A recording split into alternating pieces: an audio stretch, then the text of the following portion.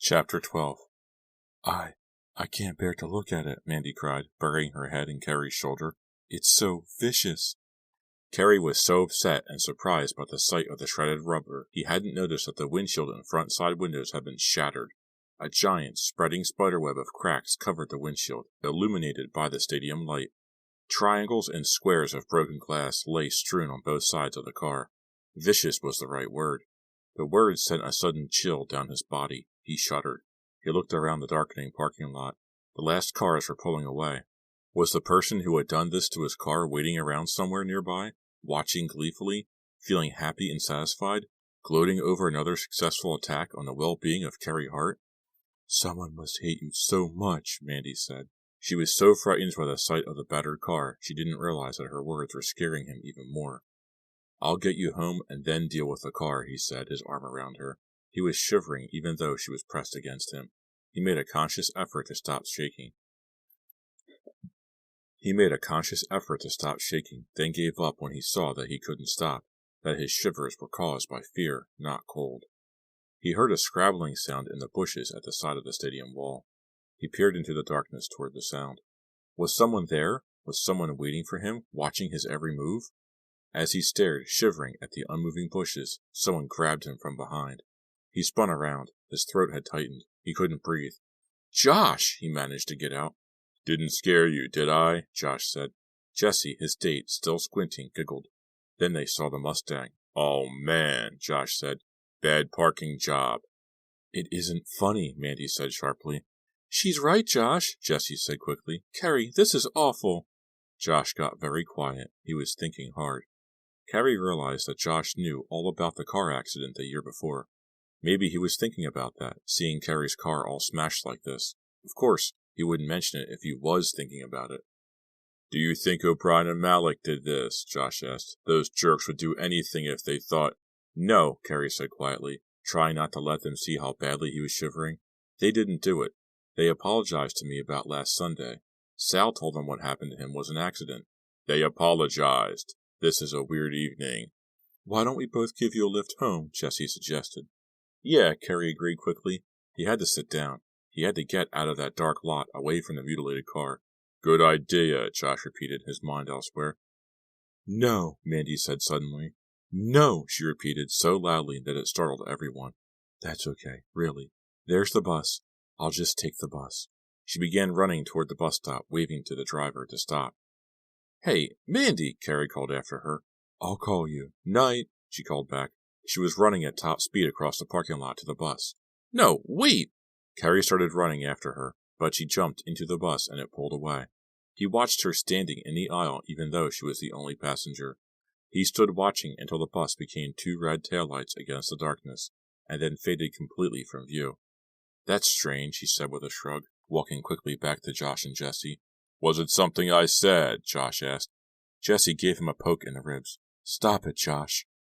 She was very upset about this, Carrie said, gesturing to his pitiful-looking wreck of a car. I guess he just wanted to get away from it. Right, Josh agreed, a little too quickly. Why had Mandy run off like that, Carrie wondered. She really had seemed more frightened and upset than he was. So why didn't she want a ride home in the safety of Josh's car, among friends? The three of them crossed the empty parking lot to Josh's car, his father's new Oldsmobile Cutlass. Who would want to do a thing like that to you, Carrie? Jessie asked, her hands pushed tightly into the pockets of her large down coat. Only about 300 kids that I can think of, Josh said, refusing to be grim despite Jessie's pokes and dirty looks. But Sal explained to O'Brien and Malik that, Carrie began, his voice coming out a whine, his body shivering nonstop now. He didn't explain it to everyone in school, Josh said, starting up the car. This wasn't a typical prank, Jessie said, her analytical mind working hard. Jessie was a science freak, and she approached every problem, everything that happened in her life, with the thoroughness of a scientist. This seems to be the work of a crazy person. Jessie, stop, Josh said heatedly. A crazy person. A crazy person. The words repeated in Carrie's mind. Crazy? Donald. Donald was crazy. At least he was in a place for crazy people. Only he had escaped. Would his own brother be out there now, plotting against him, lying in wait for him, attacking his car, ready to attack him? No, not Donald. Why would he even think such a thing? I'm really losing it, Carrie said aloud. Stay cool, Josh said. I'll take you home so you can call your dad, at least when you call the police. You know they'll come running." "I don't get that," Jessie said. She had just started at Revere. She didn't know Carrie's dad was a cop. As Josh explained it to her, Carrie kept thinking about Donald. He had asked his father if he had any reason to be afraid of Donald. His father hadn't answered him. If only he could remember what had happened, the accident, the girl. But he couldn't. He could conjure up a flash of headlights, a screech of brakes, a scream, a cry of pain. That was a little more than before, but that was all. And now, a year later, he was riding through the darkness, shivering uncontrollably, wondering if Donald, his best friend, his idol, had reason to come after him, to attack. It was too insane. "Here we are," Josh said, stirring Carrie from his troubled thoughts. "Hey, you're home." Carrie shook his head. "Sorry." "Want us to come in with you?" Jessie asked. "No," Carrie answered quickly. "No, I'll be fine, really." Would he be fine? Was someone waiting here in the bushes, waiting by the side of the house, waiting to grab him when he stepped out of the car? Stop it, he told himself. Just stop it, right now. "Thanks for the lift," he said, trying to disguise the quivering of his voice, the shaking of his entire body. He knew he'd be okay once he got inside. "I'll be fine. I'll call you tomorrow, Josh." "Yeah," Josh said, yawning. "If there's anything I can do to help." "Thanks," Carrie said, climbing out of the car. He wanted to run inside the house as fast as he could, but he walked deliberately, slowly, up to the front stoop, turned and waved to them as they backed down into the sloping street, and then unlocked the door with a shaking hand, and pulled himself quickly inside. He threw his coat on the floor and walked straight to the bathroom, where he was sick for a long time, violently, painfully sick. When he was finished, the trembling seemed to have stopped. He washed his face for a long time. He felt a little better, tired, but better. He walked quickly into the kitchen and turned on the light. Sean had been there and left. There were torn slices of bologna and Swiss cheese on the table, a used plate with bread crusts, spilled potato chips, and a half-empty glass of Coke. He frowned at Sean's sloppiness. He felt suddenly lightheaded. He guessed it was from vomiting so hard. He sat down on a kitchen chair until the dizziness passed. His mouth tasted sour. He thought he might be sick again. He picked up the kitchen phone receiver. He hoped his dad could come home right away. He'd be angry and upset about the car, but Carrie would be real glad to see him anyway. There was no dial tone, just silence. Had someone cut the line? "Stop it, Carrie," he told himself. "Stop this paranoid craziness. You've got to." Still silence. No dial tone. "Hello?" he said to the silence. "Carrie?" a voice answered back. Someone was on the line. "Yes?" "Carrie, I'm going to break every bone in your body. Every bone will crack. Every bone will bend and break." The voice was harsh, filled with venom. "Sharon, don't you know that—" But he suddenly knew it wasn't Sharon. He realized it wasn't her voice. It couldn't be her voice. "You will die, Carrie," the voice continued, machine-like, all hatred and menace. "But first you will suffer. Soon, I promise. First the bones will break. Smash, smash, just like your car. Then you will die." She hung up. She knew about the car. Whoever it was knew about the slashed tires and battered windows. And it wasn't Sharon. He knew now that it wasn't. He could hear that it wasn't. The voice was familiar, though. He realized that it was a voice he had known. Was it a voice from his childhood?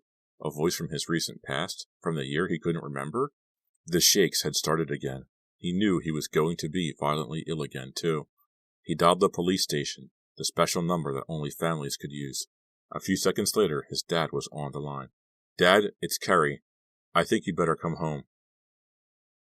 His father seemed about to explode when Carrie told him about the car. But seeing Carrie pale and shaking, he stifled the outburst before it began, and immediately assumed a professional attitude. "There probably aren't any prints worth dusting for, but I'll have Wainwright give it a try in the morning," he said in his Renko drawl. Carrie was relieved that his father had decided to play the role of policeman rather than outraged parent. He was often surprised by how considerate his father, normally a gruff and self-interested person, could be toward him. But then it suddenly dawned on Carrie that his father had been considerate of his feelings for an entire year, careful of every word he said, always on his guard not to start anything or say anything that would disturb his son or his son's memory. No wonder his father looked so much older. No wonder he had spent so little time at home. Being with Carrie was a constant strain. "It could have been someone on the football team," Carrie said, fighting the shakes. His father said, eyeing him thoughtfully. "Let's talk about it in the morning. I think you've had enough for one night. We'll get the car towed over to O'Malley's for an estimate, and then we can talk, okay?" Carrie smiled. Sure. He started toward the stairway to his room. The phone rang. He and his father stared at each other. The phone rang again. Dad, could you answer it? I've been getting some weird calls.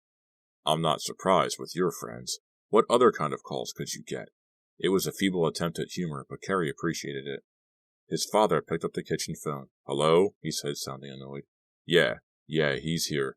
Are you one of his weird callers? Carrie cringed. Maybe having his dad answer was a bad idea. His father handed him the phone. Someone named Mandy, he said. Said she was your date tonight. She doesn't sound too weird to me. I'll take it upstairs. Night, Dad. Thanks. His legs felt weak as he climbed the stairs. He picked up the phone and carried it over to the bed. Hello? He couldn't keep the weariness from his voice. I'm insulted, Mandy said, sounding kittenish. Why? Your father said I wasn't weird. That's only because he hasn't met you, Carrie said. They both laughed. I'm sorry I ran off like that. That must have seemed pretty weird, Mandy said. But I just had to get away. It was so ugly. Yeah, Carrie said. I had a nice time. I had fun with you. Me too, he said. He wanted to get under the covers. Was your dad mad about the car? Of course, but he's a cop. So he skipped being mad and went right into the plans for the investigation, Carrie said. Want to get together tomorrow? She asked. I didn't get to give you your good-night kiss. She giggled. Was she teasing him?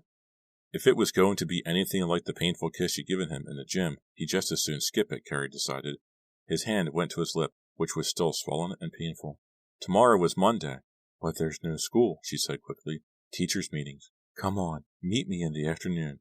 Meet me at that coffee shop a few blocks from the school. You know, with the striped awning and the big ice cream cone in the window. Phil's? Yeah, Phil's. Meet me there at 3. I'd really like to talk to you. Okay, good, he said. What a switch. A girl was pleading with him to meet her. Good night, Carrie, she whispered. Wow, she was sexy. You know, I think pretty soon you and I are going to have something really special going. And then she hung up before he could say a word. I hear you got the car creamed. That was Sean's greeting at breakfast the next morning. Shut up, Sean, their father said, standing over a skillet of scrambled eggs. You're up early, Carrie said to his brother, who was seated at the kitchen table in pajama top and underpants. It was a mistake, Sean muttered. I forgot there was no school. I'll probably go right back to bed after breakfast, Lieutenant Hart said, stirring the eggs vigorously. So vigorously, a large chunk of them fell out of the pan and onto the stove. How'd you know? Sean said. Breakfast was spent avoiding the topic of what had happened. After breakfast, Lieutenant Hart handed Carrie a large manila envelope. Insurance forms, he said. I want you to deliver them for me to the insurance office. Do it this morning, okay? It's over on Grand Street, you know, in the Civic Center. You don't want me to come with you to look at the car? No, I think I know how to look at a car. Take the forms. I'll call you later to see how you're doing. He looked deeply into Carrie's eyes, as if looking for answers to all kinds of deep problems, then quickly looked away. Carrie started toward the stairs. Hey, Dad? Yeah? You don't think that Donald wrecked the car? Lieutenant Hart looked more troubled than surprised by the suggestion. Carrie, what makes you say that? I don't know. Oh, I thought, he caught himself. After all this time, Carrie was realizing how careful his father always was around him, as if Carrie was a mental patient too. For some reason, that thought stayed with him as he dressed, left the house, and caught the bus that would take him across town to the Civic Center. The thought was still circling his head, along with thoughts of Mandy, nice thoughts about Mandy. After he had dropped off the envelope for his father, he was walking up Grand Street, his hands in his pockets, not really noticing what was in the store windows, and he bumped into someone. Ow! Hey, Carrie, it's you! Why don't you watch where you're going? Margot? I don't believe it. I'm sorry. Margot Fremont smiled at him. She looked the same except her hair was shorter. Her smile faded quickly. You look awful! An accident, he said. His choice of words seemed to startle her. She jumped a little. Of course, she knew all about his accident the year before, too. Everyone knew. Everyone knew but Carrie. I got into a little fight. That's not like you, she said, grinning. How are things at Revere? Do they miss me? That's all anyone talks about, Carrie said. When will Margot come back and pay us a visit? The place isn't the same. It's fallen apart. The walls are crumbling, everything since you left. I'm at Worthing Hill now, she said, rolling her eyes. I'm learning how to be snooty. Snooty 101, that's my first course. You learn to talk through your teeth without moving your jaw. You always were kind of preppy, Margot, admit it. She put her nose in the air. Preppy? We don't associate with preppies. They're so common, don't you know? Listen, he said suddenly, remembering that he wanted to thank her. Mandy is terrific. What? Mandy. She's really great, he said. I'm glad to hear it, Margot said. For some reason, she was being sarcastic. Who the hell is Mandy? Come on, Margot, you know. The girl you fixed me up with, the blind date. That was really nice of you. I tried to call you, but you weren't home. Mandy? Mandy who? You're putting me on, right? Carrie, somebody's putting you on, but honey, it ain't me. You don't know Mandy Lawrence. She shook her head to be more emphatic. You didn't fix me up with a blind date? Carrie, if your voice gets any higher, I'll have to rent a hot air balloon to fly up to hear you. No, I'm not. No, I don't. And no, I didn't. Carrie was absolutely speechless. Glad to hear she's great, Margot said sarcastically. Did she really call you up and say that I told her to? I think so, Carrie said, his mind trying to recapture that first conversation. I was sure she said that you... Well, maybe she thought she knew me or something. I don't know. Maybe you mixed me up with someone else, although I really don't see how it would be possible. Carrie didn't hear a word she was saying. There is something very strange about this. Mandy had definitely said it was Margot, more than once. Great seeing you, Margot. Bye. He walked down the street, his mind spinning. Yes, sure, great seeing you too, Margot called after him. She shook her head and headed off in the other direction. Carrie was glad he was meeting Mandy in a few hours. He had to confront her with this. He had to find out the truth. For too long, he decided, the truth was something he had shut away in a forgotten corner of his brain. He made up his mind he was not going to do that anymore. He was going to confront the truth, no matter how much pain it caused, no matter what the danger was.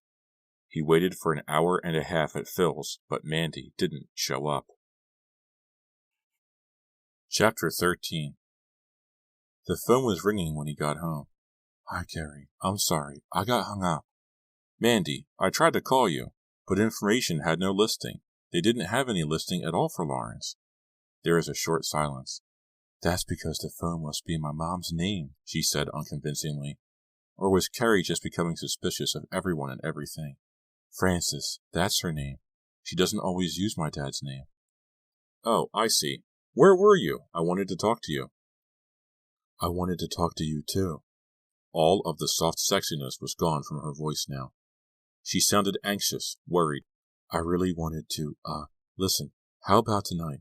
I don't know. I don't have a car. Dad doesn't like me to. I can get a car, she said quickly. I'll pick you up at 7:30. We'll just drive around. We'll cruise Main Street. You know, like in the movies. He laughed. You just want to park, he said. I know you're kind. I might, she said, her teasing voice back. You might be talking me into this, he said, cheering up.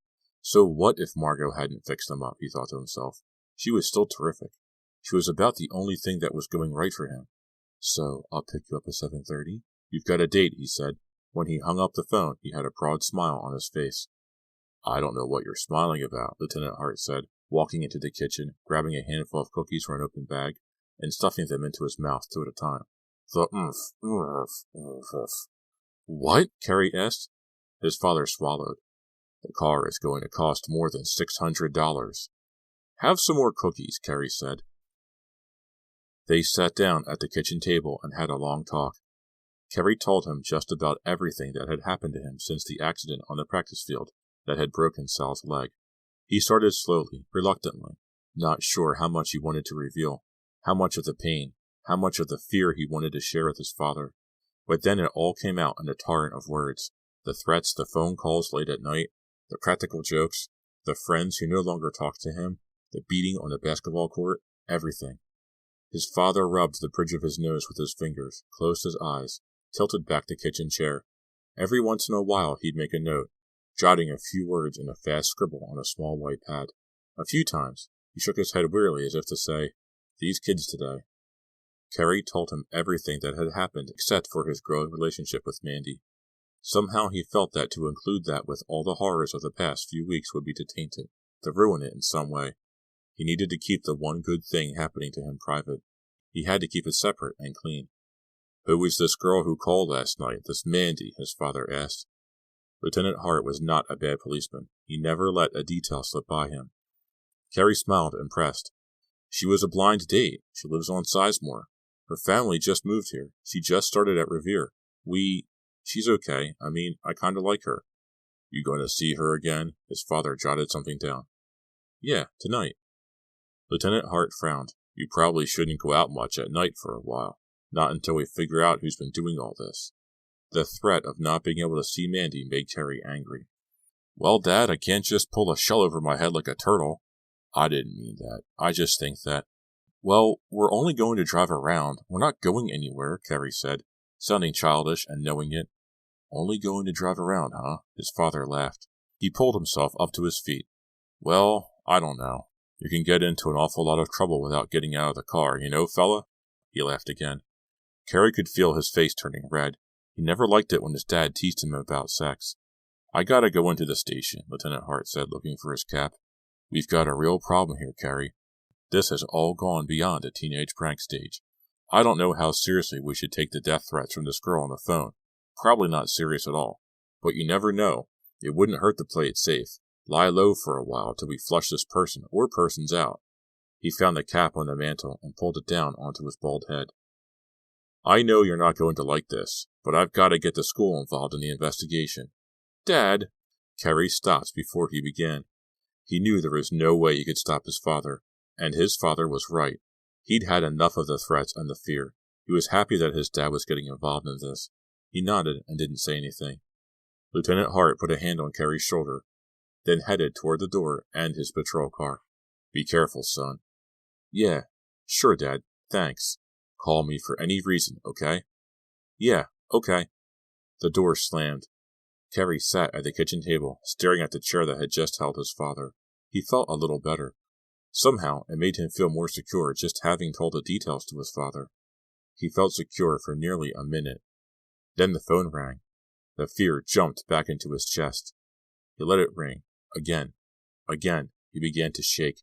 This was crazy. He had to answer it. He couldn't live in terror of the telephone. He picked up the receiver and lifted it slowly to his ear. Hello? There was loud static at the other end, the sound you hear from payphones on crowded street corners. Hello? Carrie repeated. Carrie. He recognized the voice immediately, even though he hadn't heard it in over a year. Carrie, this is Donald. Donald? Carrie's voice came out weak and small. His hand was trembling so hard he could barely hold the receiver. Carrie, be careful. I'm coming. Slam. What happened? Oh no, Carrie thought. He had accidentally hung up. Without thinking, he had slammed down the receiver. His heart pounding in his chest, he sat and stared at the phone, waiting for Donald to call back. But he didn't. Those words, Donald's words, were they meant to be reassuring? Be careful. I'm coming. Why did they sound like a threat? Chapter 14. It got dark so early in the fall. By 5:30 the sun was down behind the hills. By 7:30 it was as black as midnight, and the air was cold and heavy with frost.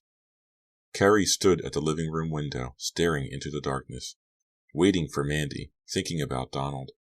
A straight black cloud, narrow as a ribbon, floated across the moon, cutting it into 2 half-moons. Normally he wouldn't have even noticed it, but tonight he was looking for signs of strangeness, omens of what was to happen. He felt uncomfortable, out of place in his own body. He wasn't an emotional person, ask anyone. They'd describe him as easygoing, maybe even bland. Donald had always been the one for tantrums and emotional scenes, long, heated arguments that ended in screaming and tears. Not Carrie. He'd walk away from any kind of dispute, or make a joke. But tonight he felt different. He kept having the urge to cry. Then it would disappear, and he'd feel really happy, too happy. He was on an emotional roller coaster, and as 7:30 drew near, the ride went faster. The emotions changed more rapidly. Guess I'm just tired, he told himself. At 7:45, Mandy pulled up the hill and honked her horn. He stared out the window at the car she was driving. It was a brand-new Pontiac Firebird, the 2 halves of the divided moon reflected off the shiny hood. He jogged out of the house, letting the screen door slam behind him. She pushed open the car door and the light came on inside. He saw that the car was black with bright red interior, shiny red leather bucket seats, and a red dashboard. Well, I'm impressed, he said, leaning into the car and rubbing his hand over the leather seat back. It doesn't take much to impress you, does it? She said. grabbing his arm and pulling him down into the low bucket seat. She squeezed his hand and held onto it. I hope you don't spend the whole night talking about the car. You haven't even looked at me. I'm jealous already. He looked at her. She was wearing jeans and a big wool poncho. A furry, loose-fitting poncho with 60s-style fringe all down the front. I like your, sweater thing, he said, pulling on a strand of fringe.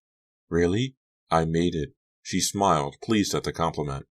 It must have taken a long time, he said. I had a long time, she said, her smile fading. So where'd you get this boss car? She leaned forward, put the car into drive, and began to turn it around. Listen, I'm really sorry about this afternoon. I hope you didn't wait too long. Oh no, only an hour and a half, he said, a little of his anger at being stood up returning. Oh, I feel terrible. She gave him a devilish smile and put a hand just above his left knee. Maybe I can make it up to you. He smiled. Maybe I'll let you. I was on my way to meet you, but, well, it's sort of a long story. Where do you want to go? I don't know. We don't have much choice, do we? Around here you can either drive through town or drive through the hills.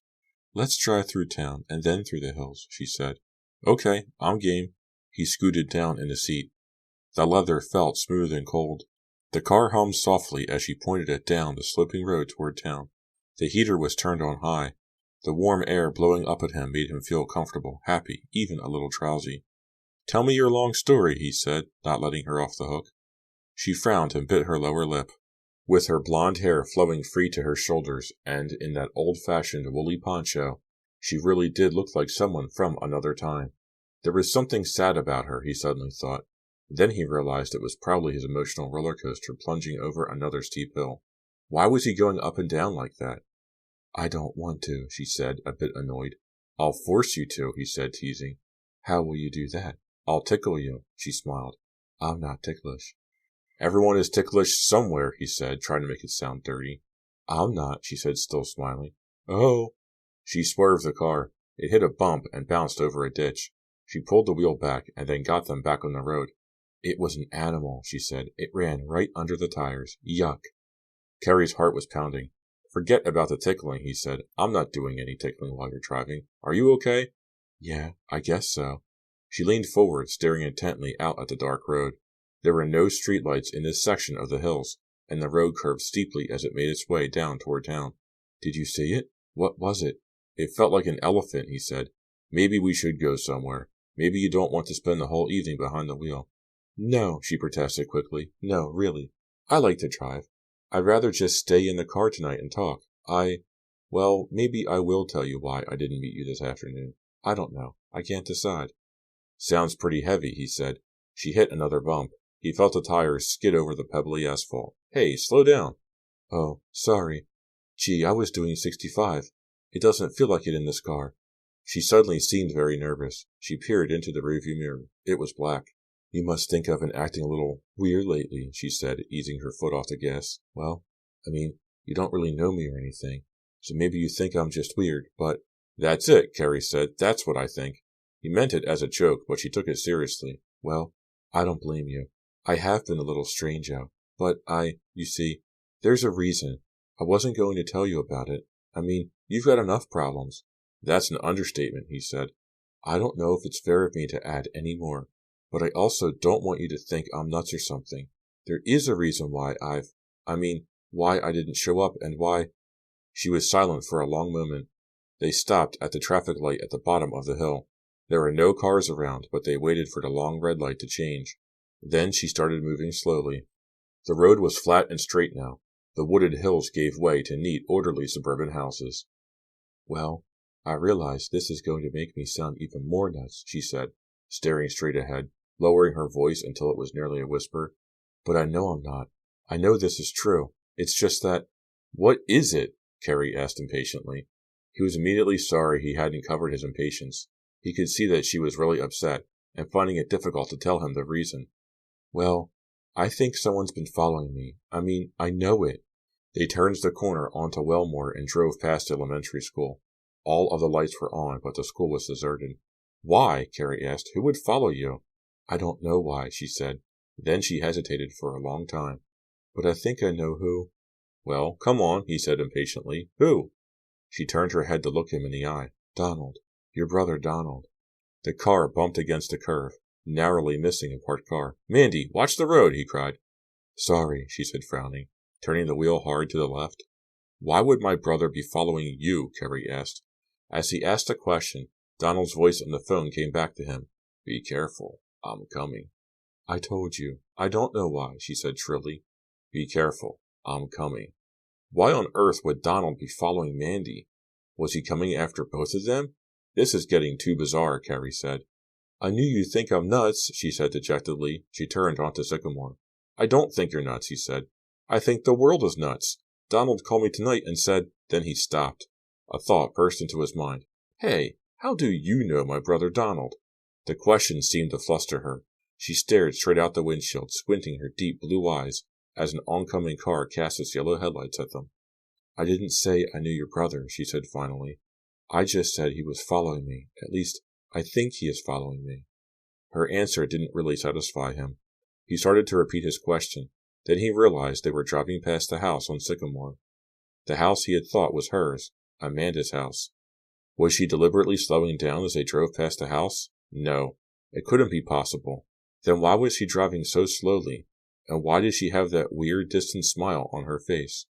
He glanced at the house, completely dark, completely deserted looking. He knew the sad couple was inside. He saw their faces again, their looks of horror when they recognized him. "Why, Carrie, you got so pale. What's the matter?" Was she mocking him? Was she being sarcastic? No. "Stop it, Carrie," he told himself. He was starting to be suspicious of everyone. He couldn't let that happen. He couldn't. She turned right onto Hickory. The school was a few blocks down. "Nothing," he told her. "I'm okay." The sad faces of Amanda's parents stayed with him. Why had she driven down Sycamore? "That's why I disappeared for a while at the dance Sunday night," she said, breaking into his morbid thoughts. "I thought I saw Donald in the gym."